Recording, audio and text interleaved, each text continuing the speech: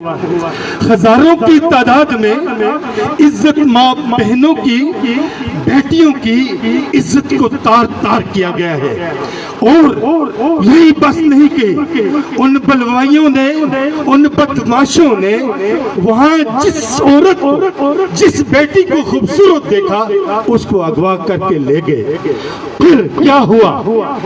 وہ تقسیم ہوئی، پھر انہوں نے ہندو کے بیٹوں کو بھی جنم دیا۔ آج کے اس کوٹلی کے غیور اور بہادر نوجوانوں، وہ بزرگوں، وہ تسلسل آج بھی جاری ہے۔ 1989 کے بعد مقبوضہ جموں و کشمیر میں جب بھارت کا ظلم حد سے بڑھا، 44,000 مہاجرین اپنے گھر بار چھوڑنے پر مجبور ہوئے۔ میرے بھائیوں، جب میں نے گھر چھوڑا میری عمر اس وقت 13 برس تھی۔ جب انسان اچھے سے سوچ بھی نہیں سکتا کہ مجھے کیا کرنا چاہیے۔ آپ نے شاید سنا ہوگا کنن پوش پورا کا واقعہ، میں تھوڑا سا اس کو ٹچ دے کر پورا سنانے کی میرے پاس ہمت نہیں۔ میرے بھائیوں، وہ 1991 کا وہ دن جب ایک پوری یونٹ نوجوانوں سے خاص کر میں مخاطب ہوں، آپ نے آگے جا کر اس قوم کو لیڈ کرنا ہے، اس تحریک کے لیے کام کرنا ہے۔ ایک ماؤنٹین بریگیڈ کی ایک یونٹ رات کے 9 بجے اس کنن پوش پورا میں داخل ہوتی ہے۔ مسجد سے اعلان کیا جاتا ہے۔ میں اس لیے سنا رہا ہوں، کیا پتہ ہے زندگی کا کوئی پتہ نہیں، کیا پتہ ہے بعد میں کوٹلی آنے کا موقع ملتا ہے یا نہیں ملتا۔ یہاں مجاہدین بھی کھڑے ہیں الحمدللہ۔ رات کے 9 ساڑھے 9 بجے کا ٹائم ہے۔ پوری یونٹ سردیوں کا پتجھڑ، جس کو ہم پتجھڑ کہتے ہیں، پتجھڑ کا موسم ہے، زمین پر برف جمی ہوئی ہے، اور اعلان ہوتا ہے کہ مرد اور نوجوان گھروں سے باہر نکل آئے۔ ایک طرف وہ جموں کا میں قصہ میں آپ کو بیان کر چکا ہوں، سب مقررین نے بتایا ہے۔ ایک میں آپ کو وادی کا کنن پوش پورا کا سنا رہا ہوں۔ باہر نکلے، اعلان ہوا نوجوان بزرگ سب باہر آ جائیں۔ میں 13 برس کا کیا سوچ سکتا تھا، میرے ذہن میں یہ آیا کہ آج شاید کوئی اچھے لوگ، کوئی اچھی یونٹ، کوئی اچھا افسر آیا ہے جس نے عورتوں کا احترام کیا ہے کہ عورتیں گھروں سے باہر نہ آئیں۔ رات کا بھی ٹائم ہے، ہم سب باہر نکلے، میں بھی نکل آیا، گھر والے بھی نکل آئے، دوسرے تیسرے سب نکل آئے۔ باہر نکل کر ہمیں اسی طرح کی ایک جگہ ہے، اسی کنن پوش پورا کے اندر، وہاں ہمیں بٹھا دیا جاتا ہے۔ ہم بیٹھ کے ادھر فوجی ادھر فوجی، چاروں طرف فوجی ہیں، بٹھا کر ہمیں کہتے ہیں کہ آپ سر کو نیچے رکھیں۔ اس طرف فوجی پورا لگا رہے بندوق تان کے، کوئی اوپر نہ ہو۔ آدھا گھنٹہ گزرتا ہے، ہم نے سوچا بھائی کرنا کیا چاہ رہے ہیں۔ رات کا ٹائم ہے، برف ہے، اس میں حاملہ خواتین جس کو رات کو بچا ہوا تھا، وہ اس کی بچے کو بھی انہوں نے، وہ ایک فوجی نے گھسیٹ کے باہر پھینک دیا۔ تو یہ ہوتا ہے، آدھا گھنٹہ گزرنے کے بعد اندر سے چیخ و پکار آتی ہے۔ کیا آتی ہے؟ چیخ و پکار آتی ہے۔ یار یہ کیا ہوا؟ ہمیں تو باہر، ہم نے سوچا تو یہ اندر کون لوگ ہیں؟ میرے بھائیوں، بزرگوں، دوستوں، نوجوانوں، تاجر، جو ایکشن کمیٹی جس نے اس پورے آزاد کشمیر میں لیڈ کیا عوام کو، میں ان سے بھی مخاطب ہوں۔ آپ کو درد اتر کا محسوس کر کے جینا ہوگا۔ آپ نکال دیں اس کشمیر کے لیے جو اس میں قضیے میں ہے، اس کو آزاد کرنے آپ نے کردار ادا کرنا ہے۔ ہوا کیا؟ ہر شخص بھائی کان لگا کے سننا چاہ رہا ہے کہ یہ کہیں میری بہن کی آواز تو نہیں، بیٹا سننا چاہ رہا ہے کہ یہ ایک تو میری ماں جیسی آواز لگ رہی ہے، اور خامن سوچ رہا ہے یہ تو میری بیوی کی آواز ہے۔ میرے بھائیوں، بزرگوں، دوستوں، اس کو کہتے ہیں قیامت صغریٰ۔ اس کو کہتے ہیں قیامت صغریٰ، جب بھائی بے کس ہو، بے بس ہو، وہ کچھ اپنے بہن کے لیے درکار پا رہا ہو اور اس کے اوپر ایک بدماش ہندوستان کا گڈا بندوق تان کے کھڑا ہو، پھر وہ بھائی اپنی بہن کے لیے کیا کر سکتا ہے؟ وہ تو یا زندہ مر سکتا ہے، یا بغاوت کر سکتا ہے، یا بندوق کا راستہ اختیار کر سکتا ہے۔ میرے بھائیوں، بزرگوں، دوستوں، اس پنڈال میں بیٹھے ہوئے میری عمر 13 برس ہے، میں نے فیصلہ کیا میں ان سے لڑوں گا، میں ان سے لڑوں گا۔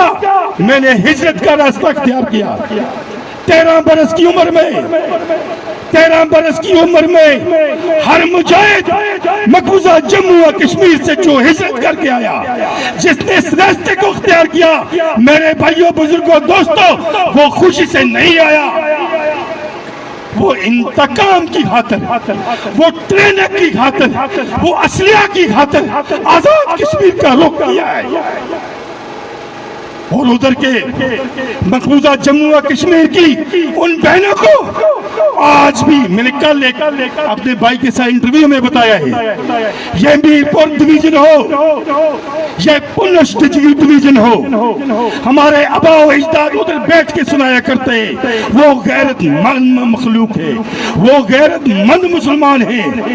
آج ہم دیکھ رہے ہیں، آج آپ ثابت کر رہے ہیں، اس لیے نہیں کہ اس پروگرام میں آئے، نہیں، آج ہم پنچ اور رجوری میں جو کاروائیاں دیکھتے ہیں اس میں ہمیں آپ کی جھلک نظر آتی ہے۔ اس طول سے جہاں سے بھی کوئی جاتا ہے کوشش کرتا ہے، یہ آپ کا حق ہے، یہ آپ کو سلامتی کونسل نے بھی حق دیا ہے، یہ اللہ کا قانون بھی کہتا ہے، یہ آپ کو قرآن کہتا ہے، جس تیرا بھائی نے کہا یہ فرض ہے، ادا کرنے کے بغیر چارہ نہیں، یہ قرض ہے، یہ چکانا ہے، یہ قرض ہے، معاف نہیں ہے، اس کو چکانا پڑے گا۔ میرے بھائیوں، بزرگوں، دوستوں، نوجوانوں، یہاں کوئی تنظیم نہیں ہونی چاہیے، یہاں پاسبان بھی لکھا تھا، ہم نے کہا اہلیہ نے کوٹلی اچھا ہے، آپ کی طرف سے میسج جائے، وہ کارگر ہے۔ کیوں؟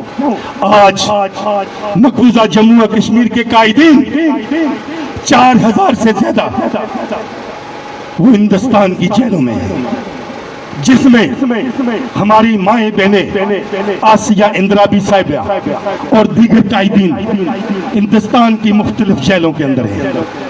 آج عمر فاروق صاحب پار سے وہ اعلان کرتے ہیں، اگر ہماری زبانوں کو بند کیا گیا ہے، اہل آزاد کشمیر ہمارا بیس کیمپ، اس کی زبانوں کو کس نے تالے لگائے ہیں؟ آج ہماری زبانیں بند ہیں، آزاد کشمیر میں ہماری زبانیں موجود ہیں، پھر وہ کہاں ہیں؟ یہ 30 برس میں آپ کو یاد ہوگا، ہم نے دیکھا ہے جب ہجرت کر کے لوگ آئے، میں کیونکہ ٹائم بہت ہو گیا، میں ٹچ کر رہا ہوں، جب ہجرت کر کے ہمارے مہاجرین یا مجاہدین تشریف لائے، آپ نے انصار کا نہیں، اس سے بھی بڑھ کر آپ نے حق ادا کیا ہے۔ آپ نے لٹے پٹے لوگوں کو، جن کے چل کے کپڑے پھٹ چکے تھے، آپ نے اپنے بچے بھی اس میں پیش کیے۔ آپ کو مبارک ہو، آزاد کشمیر کے طول و عرض سے سینکڑوں نوجوان جنہوں نے اپنا خون مقبوضہ جموں و کشمیر کے ان نوجوانوں کے ساتھ، ان بہنوں اور ماؤں کی عصمت کی خاطر، اس آزادی کی خاطر ان کشمیریوں کے ساتھ شامل کیا ہے، ان ماؤں کو میں سلام پیش کرتا ہوں۔ اس کوٹلی کی غیرت مند سرزمین پر جہاں سے بھی میں ان ماں کو جن کی چھاتی سے وہ دودھ پی کر جوان ہوئے، اس کے باپ نے حلال کھلا کر اس کے جسم میں طاقت بھری، ان کے جوش اور جذبے کو سلام کہتے ہوئے جب وہ سیز فائر لائن کی اس خونی لکیر کو چیر کر مقبوضہ کشمیر میں جا کر جام شہادت نوش کیا، اس کی ماں کو سلام، اس کے اس بوڑھے باپ کو سلام اگر موجود ہے، اگر رخصت ہو گئے، اللہ پاک سے اس مجمع میں دعا ہے کہ اللہ تعالیٰ ان کے درجات کو بلند فرمائے، جنت میں اعلیٰ مقام نصیب فرمائے۔ اسی طرح میرے بھائیوں، جس طرح بابا حریت سید علی شاہ گیلانی کا نعرہ مقبول، آزاد کشمیر، پاکستان، مقبوضہ کشمیر دنیا بھر میں مقبول ہوا، اسلام کی نسبت سے، اسلام کی نسبت سے، دین کی نسبت سے ہم پاکستانی ہیں، پاکستان ہمارا، اس میں کوئی شک نہیں۔ ایک ٹچ دے کر میں سمجھانے کی کوشش کروں گا اپنے نوجوانوں کو۔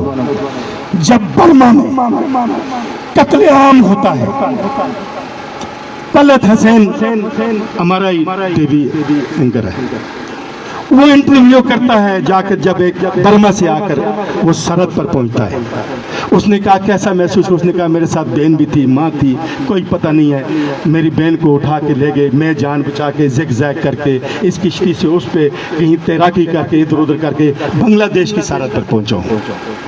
میرے بھائیوں بزرگوں دوستوں، آگے وہ ایک اور بات کہتا ہے، کاش بنگلہ دیش کے ساتھ ہماری سرحد نہ ملی ہوتی، کاش یہ سرحد پاکستان کے ساتھ ہوتی، ہمارا یہ قتل عام نہ ہوتا۔ یہ حقیقت ہے۔ آج اس کوٹلی کے مقام سے ہم یہ اعلان کرتے ہیں، ملک صاحب، ہم یہ اعلان کرتے ہیں، مقبوضہ جموں میں، ہندوستان میں ایک نہتے مجاہد کے لیے ٹینکوں کو اتار کر، وہ بے گناہ تھا جو اس کے پاس پستول تھی، پستول اٹھانا اس کو حق دیتا ہے۔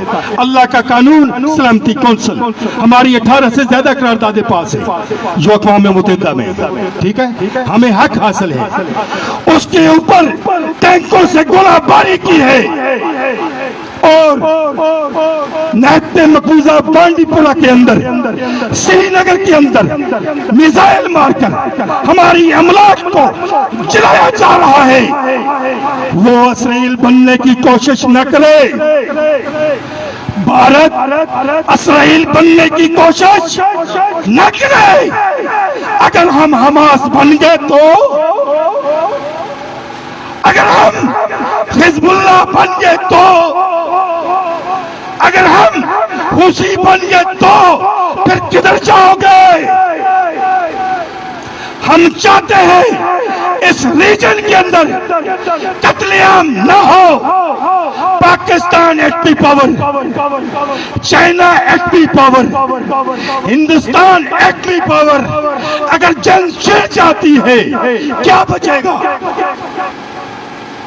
ہم نے پیس کو موقع دیا، سید صلاح الدین نے، مسعود اظہر نے، ذکی الرحمان نے پیس پروسیس کو موقع دیا کہ ہم نہیں کرتے کچھ، بات چیت سے معاملے کو حل کرو۔ حل یہی ہے کہ آپ ٹینک چلاؤ۔ اگر آپ ٹینک چلا سکتے ہیں پھر ہم حزب اللہ بنیں گے، پھر ہم اسماعیل خانیہ بنیں گے، یحییٰ سنوار بنیں گے، ہمیں کون روک سکتا ہے؟